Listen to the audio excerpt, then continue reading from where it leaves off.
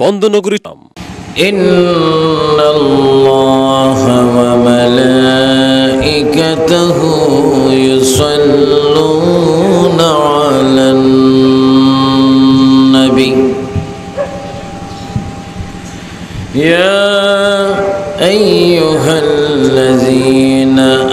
আমানু সাল্লু আলাইহি وسلموا تسليما صلى الله على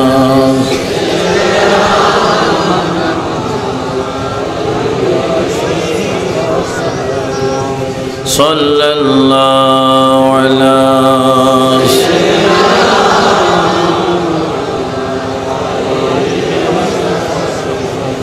اللهم صل على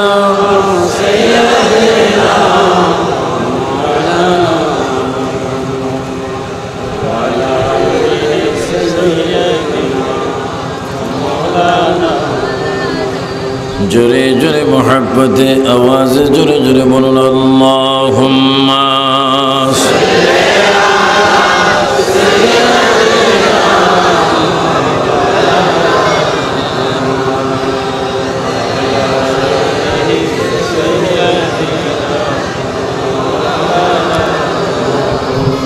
যেখানে থাকো যেতে থাকো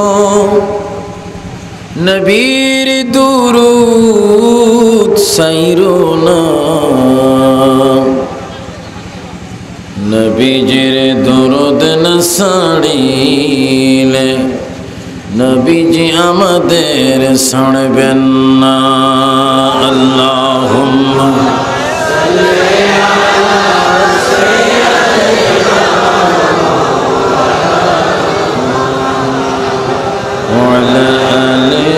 سيدنا আল্লাহ তুমি দয়া করো নসিব করো মদিনা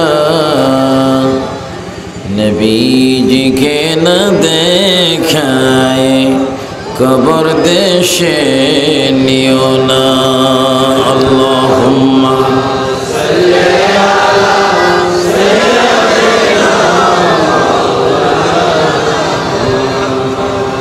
وعلى آل سيدنا উপস্থিত চট্টগ্রাম জেলার পূর্ব আনোয়ারা ঐতিহ্যবাহী উত্তর মালগড় নিবাসী মোহাম্মদ ফারুক প্রবাসীর উদ্যোগে জনাব মোহাম্মদ আব্দুল জব্বার সওদাগর বাড়ি সংলগ্ন ময়দানে পবিত্র ঈদ মিলাদ নবী সাল্লাল্লাহু আলাইহি ওয়াসাল্লাম উপলক্ষে আজিম শান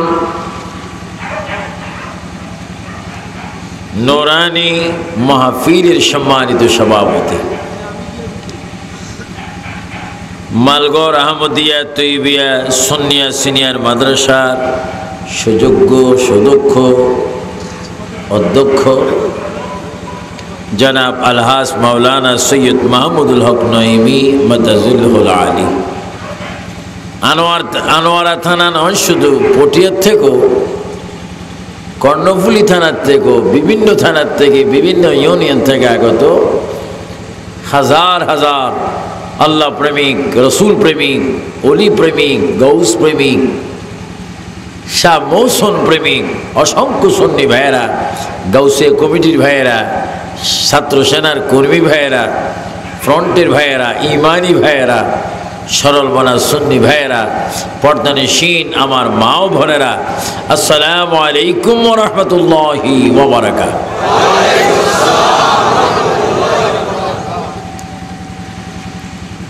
সবাই উচ্চ স্বরে বলি আল্লাহু আকবার।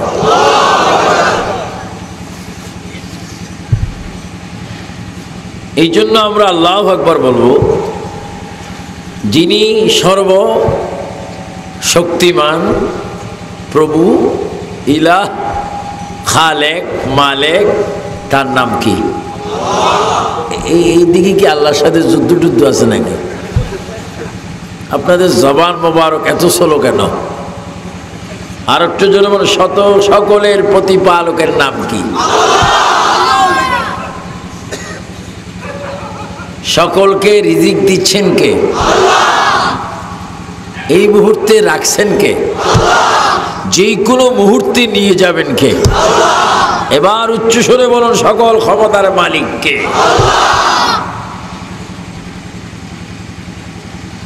যিনি সর্বময় ক্ষমতার মালিক, যিনি কোনো ব্যক্তির থেকে ক্ষমতা নিচ্ছেন না, চাচ্ছেন না, পাচ্ছেন না, যিনি স্বয়ং সম্পূর্ণ ক্ষমতার মালিক, তিনি হচ্ছেন আল্লাহ। সবাই তিনবার বলেন আল্লাহ, আল্লাহ, আল্লাহ। এবার বলুন আল্লাহু আকবার।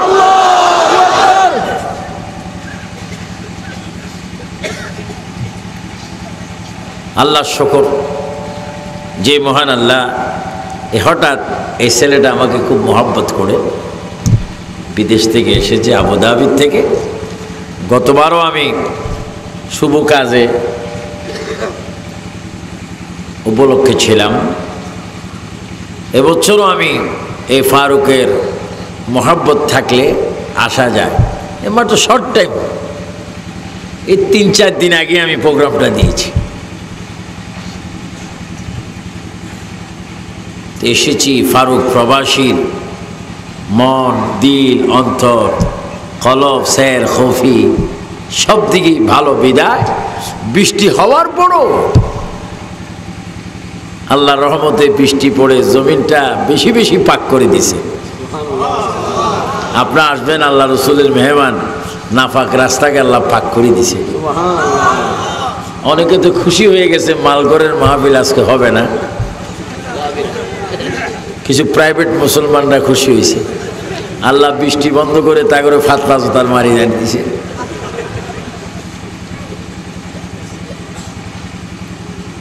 এই জন্য আল্লাহ পাকের দরবার শুকর যে তিনি আবু সুফিয়ান আবিদ আল কাদিকে অসংখ্য আলেম, বিজ্ঞ শ্রেষ্ঠ সৈয়দ, ভালো ভালো আলেম, আল্লামা, সুফার, প্রিন্সিপাল, অধ্যক্ষ, মুহাদ্দিস, আরবি প্রভাষক, ইংরেজি teacher, master, doctor, police, RAB, বিভিন্ন শ্রেণীর ভাইদেরকে যে মহান আল্লাহ আজকের মাহফিলে কবুল করেছেন তার শুকরিয়া থান উচ্চস্বরে বলি আলহামদুলিল্লাহ। সাথে সাথে ওই নবীর প্রশংসা করি যিনি প্রশংসা নিয়ে দুনিয়াতে আবির্ভাব হয়েছেন, যার প্রশংসা কেউ যখন করেনি তার প্রশংসা সর্বপ্রথম করেছেন আল্লাহ। আরো জোরে বলেন কে? কেমন একটি কথা, যার প্রশংসা কেউ কখনো করেনি ওই সময় নবীকে আল্লাহ পাক পৃথিবীতে পাঠাইতে প্রশংসার যোগ্য করে পাঠিয়ে দিয়েছেন। তিনি হচ্ছেন আমাদের সকলের প্রাণ প্রিয় নবী, প্রিয় নবী, প্রাণের নবী, কবরের সঙ্গী নবী, ইহকাল ও পরকালের নবী। সবাই উচ্চস্বরে বলে মুহাম্মাদুর সাল্লাল্লাহু আলাইহি ওয়াসাল্লাম। এটা একটা সৌন্দর্য মাহফিল, এটা আসলে ব্যক্তিগত মাহফিল। এখানে আমাকে কিছু আলোচনা করার জন্য বলেছেন পিতা মাতা সম্পর্কে। এমন কোনো ছেলে আমরা এখানে নেই, এমন কোনো ব্যক্তি নেই যে মা এবং বাবা ব্যতীত পৃথিবীতে এসেছি, ঠিক কিনা? সকলের মা ছিল কিনা? সকলের মা মায়ের মাধ্যমে দুনিয়াতে আসছে কিনা? মা ছাড়া যেমন আসা যায় না, বাপ ছাড়াও আসা যায় না। প্রতিটি মানুষের পিছে যার বেশি বেশি অবদান তিনি হচ্ছেন মা এবং বাবা। আর একটু জোরে বলে মা এবং বাবা। এই মা বাবার প্রশংসা, মর্যাদা, সম্মান, ইজ্জত, খেদমত করার জন্য হুকুম কার? আরো জোরে বলুন না কার? এই জিনিসটা আপনারা মনে রাখবেন। মা বাবা কি ফরা খেদমত,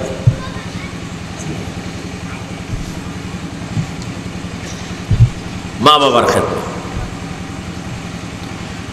আমি দেখতেছি আমি সহ, এই আমার সভাপতি সাহেব সহ, এই ফারুক সহ, এই যিনি ফটো তুলতেছেন উনি সহ,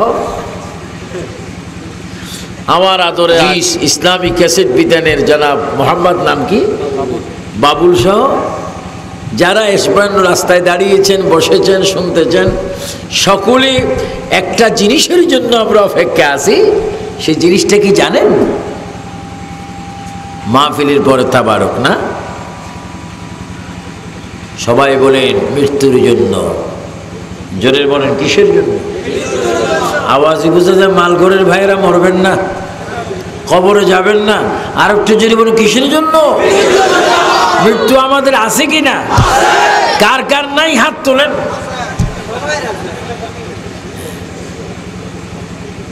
মৃত্যু সবার আছে, কেউ মৃত্যুর থেকে রেহাই পাবো না।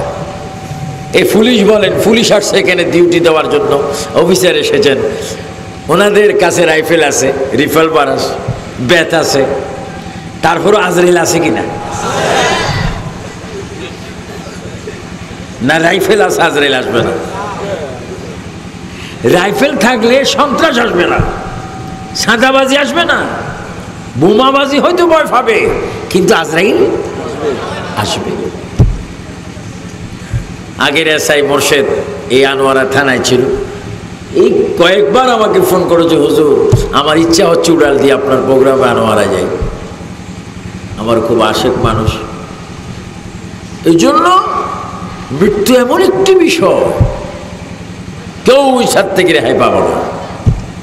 কিন্তু আপনারা বলেন এই যে মরে যাব, মরার পূর্বে, কবর যাওয়ার আগে, সাদা কাপড় গায়ে লাগার আগে আজরাইলের চেহারা দেখার পূর্বে, ও মালগর শাহওয়ারার ভাইয়েরা, কর্ণফুলী পটিয়া থানার ভাইয়েরা আওয়াজ দিয়ে বলুন, কবরে যাবার পূর্ব মুহূর্তে আমরা মুসলমান হতে চাই কি চাই না?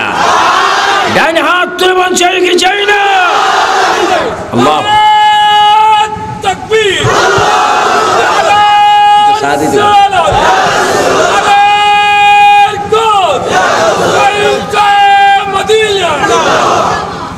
মৃত্যু আছে। জোরে বলেন মৃত্যু। এতে কালকে যিনি জন্ম হয়েছেন তারও মৃত্যু, যিনি 80 বছরের হয়েছেন তারও মৃত্যু, যারা ডাক্তার রোগ চিকিৎসা করে, কবিরাজ বিভিন্ন বান্টনা মারে কাটে, তাদের মৃত্যু। এবার জোরে বলেন মৃত্যু নাই শুধু কার? আর একটু জোরে বলো কার? সকলের মৃত্যু আছে। এই জন্য আমার আনোয়ারার ভাইয়েরা, আপনাদের দুটো সুন্নিদের দুটো পা ধরে আমি বলবো, আসুন আমরা মরার জন্য প্রস্তুতি হয়ে যাই। আর শুধু মরলে হবে না, মরার পরও আপনাকে শান্তি ও শান্তির মধ্যে থাকতে হবে। যদি ভালো কাজ করে যান শান্তির সীমা নাই, আর যদি খারাপ কাজ করেন অশান্তির কোনো কিনারা নাই। এবার আওয়াজ দিয়ে বলেন, মরার পরে কবরে গিয়ে কি শান্তি চাই না অশান্তি চাই? শান্তির মধ্যে নামাজ আছে কি নেই? রোজা, আর একটু জোরে বলো রোজা, আল্লাহর ইবাদত, নবীর মুহাব্বত, কবরের জিয়ারত, নিজ মা বাবার খেদমত, আল্লাহর কোরআনের তেলাওয়াত, বোমাবাজি।